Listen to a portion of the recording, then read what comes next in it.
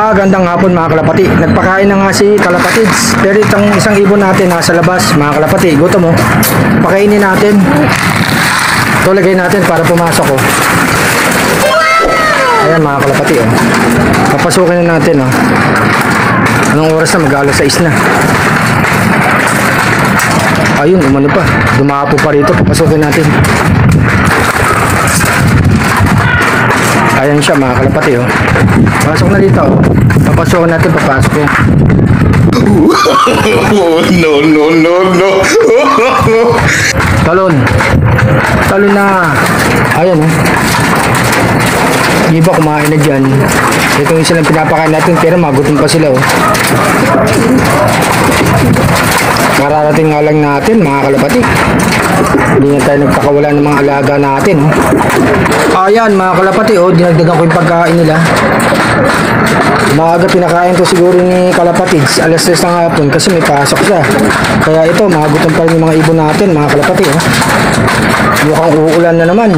Maglagay tayong tubig mga kalapatids. Lagyan natin oh.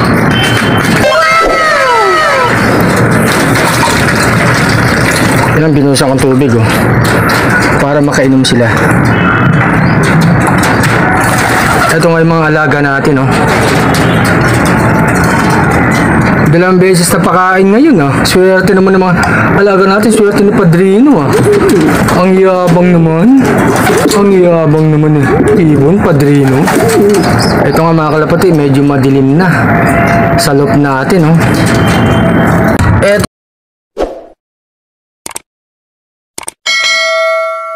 Ito nga mga kalapati oh. Pinakain ko yung breeders natin.